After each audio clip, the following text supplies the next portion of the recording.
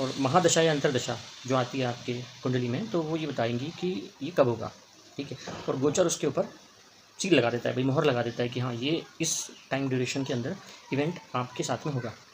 तो भाई कई कुंडलियों में कई राजयोग होते हैं, या फिर ये कहने में आता है कि राजयोग फलित क्यों नहीं हुए, भाई हमारी कुंडली में ये राजयोग है, फलाना फलाना राजयोग है, तो फिर हम तो इस कंडीशन से क्यों गुजर रहे हैं, ठीक है।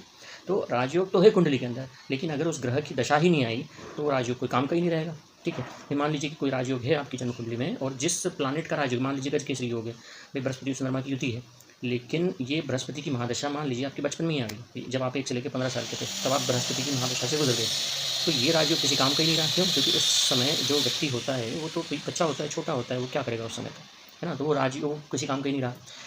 या चंद्रमा की महादशा है, चंद्रमा की महादशा या बृहस्पति की महादशा, अगर गजकेसरी योग की हम बात कर रहे हैं, वो अगर व्यक्ति के 20 साल से लेकर 40 साल या 50 साल के इस टाइम ड्यूरेशन में अगर आती है तो वो उसके काम की है, क्योंकि उस टाइम ड्यूरेशन में वो कर्म करेगा भाई, और कर्म के थ्रू वो उसकी राजयोग जो है वो फलित होगा।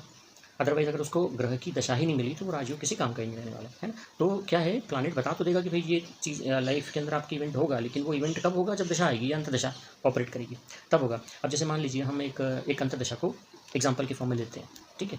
तो मान लीजिए किसी व्यक्ति की चंद्रमा की अंतर्दशा चल रही है। अब चंद्रमा की अंतर्दशा चल रही है तो चंद्रमा जिस हाउस में बैठा हुआ है, तो मान लीजिए चंद्रमा और जिस हाउस का वो लॉर्ड है, जिस हाउस में बैठा है और जिस हाउस का लॉर्ड है, मान लीजिए चंद्रमा आपके 9th हाउस में बैठा है, और 9th का ही लॉर्ड है, मान लीजिए कर्क राशि का ही चंद्रमा है और वो 9th हाउस में बैठा हुआ है, ठीक है। तो मतलब इसका लगन कौन सा हो गया, इसका लगन हो गया वृश्चिक। तो चंद्रमा की अंतर्दशा में इस व्यक्ति के साथ क्या होगा, अब ये प्रिडिक्ट करने के लिए हम केवल चंद्रमा को बेस मान करके प्रिडिक्शन नहीं दे सकते कि 9th हाउस में बैठा है चंद्रमा, चंद्रमा की अंतर्दशा आ गई व्यक्ति को, तो इस अंतर्दशा में भाग्य साथ देने लग जाएगा, या लंबी दूरी की यात्राएं करने लग जाएगा व्यक्ति, ठीक है, या किसी न किसी क्या कहें कि हम कंसल्टेशंस के उसमें इन्वॉल्व हो जाएगा व्यक्ति। जी नहीं, चंद्रमा का नक्षत्र स्वामी कौन है, ठीक है, उसका नक्षत्र लॉर्ड पकड़ेंगे। नक्षत्र लॉर्ड मान लीजिए कि बुध आया नक्षत्र लॉर्ड, अब बुध कौन से घर में बैठा है और कौन से हाउसेस का लॉर्ड, भाई बुध जो होता है वो मिथुन राशि और कन्या राशि का स्वामी होता है। तो जैसे वृश्चिक लगन की कुंडली है तो मिथुन राशि कौन से घर में पड़ी, 8वें घर में पड़ी, है ना। कन्या राशि कौन से घर में पड़ी, वो 11वें घर में पड़ी। तो और बुध कहाँ बैठा है, मान लीजिए एग्जाम्पल के लिए बुध 8वें घर में बैठा हुआ है। तो जो नक्षत्र लॉर्ड है, अब हम यहाँ पे थोड़ा के पी एस्ट्रोलॉजी को अगर इन्वॉल्व करें तो बुध कौन से हाउसेस को, बुध की जो नक्षत्र नाड़ी बनी वो क्या बनी, चंद्रमा की नक्षत्र नाड़ी क्या बनी, जैसे चंद्रमा 9th हाउस में बैठा हुआ है तो चंद्रमा को मिला 9 नंबर, ठीक। बुध इसका नक्षत्र स्वामी है और बुध कौन से हाउस में बैठा है, 8, तो यानी 8 नंबर आ गया। बुध की एक राशि 8वें घर में ही है तो 8 आया फिर से। बुध की जो दूसरी राशि कन्या राशि वो 11वें घर में आई तो 8 और 11 ये बुध के नंबर आ गए। चंद्रमा का नंबर क्या था, 9, ठीक है। तो चंद्रमा की अंतर्दशा में अब जो जिसकी अंतर्दशा या दशा चल रही है तो वो सोर्स का काम करता है कि यानी इस दशा में व्यक्ति के साथ क्या होगा, 9th हाउस से रिलेटेड चीज़ें होंगी, ठीक है, जो भी है वो 9th हाउस से रिलेटेड चीज़ें होंगी। अब ये होंगी तो इसका रिजल्ट कौन देगा, रिजल्ट देगा नक्षत्र स्वामी। नक्षत्र स्वामी कौन है, बुध है। बुध कौन से हाउसेस को रिप्रेजेंट कर रहा है, 8th और 11th हाउस को रिप्रेजेंट कर रहा है। यानी इस दशा के अंदर व्यक्ति को 8th और 11th हाउस के रिजल्ट आएंगे। ये 8th हाउस किसका है, 8th हाउस हर तरह की दुख तकलीफ परेशानी का है, टेंशन का है, स्ट्रेस का है, अचानक से होने वाले चीज़ों का है कि एकदम से कुछ ना कुछ हो गया, नेगेटिव हाउस मानते हैं 8th हाउस को। तो 8th हाउस से और 11th हाउस किसका है, 11th हाउस इच्छा पूर्ति का है, इच्छाएं कुछ हो गई, विश फुलफिलमेंट का है, गेंस का है, ठीक। तो व्यक्ति के साथ में इन 2 हाउस से रिलेटेड इवेंट्स होंगे और ये इसका सोर्स कौन बनेगा, 9th हाउस बनेगा, ठीक है। अब वाकई में ऐसा होगा या नहीं होगा, भाई व्यक्ति के साथ में 9th हाउस तो सोर्स बना, 9th हाउस से की वजह से 8th और 11th हाउस के रिजल्ट मिले, लेकिन अब इसके बाद क्या होगा, ये 8th और 11th हाउस के रिजल्ट मिलने के बाद फाइनल क्या होगा, भाई किस तरफ जाएगा, ठीक है। तो उसके उपनक्षत्र स्वामी को आप पकड़िए। भाई मान लीजिए एग्जाम्पल के फॉर्म में हम ले रहे हैं भाई कि मान लीजिए उपनक्षत्र स्वामी जो है वो मान लीजिए केतु है, ठीक है।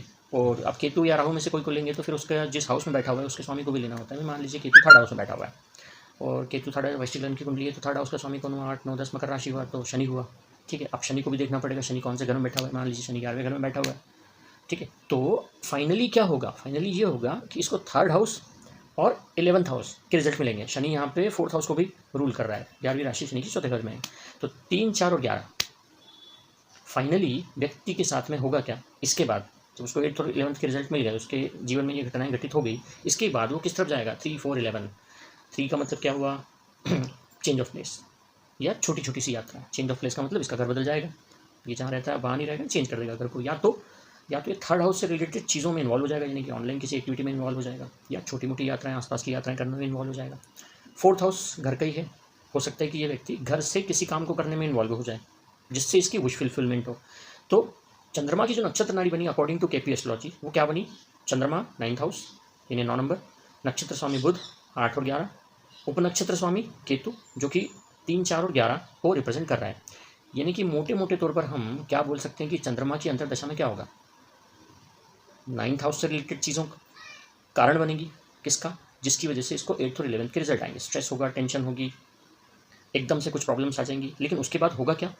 विश फुलफिलमेंट जरूर होगी। क्यों? क्योंकि उपनक्षत्र स्वामी केतु जो है उसमें भी नंबर कौन सा आ रहा है? 11 नंबर। 11 नंबर है विश फुलफिलमेंट का, गेंस का। यानी इसके बाद इसको गेंस तो होंगे, और गेंस होंगे कहाँ से? वो 8th और 11th हाउस से होंगे।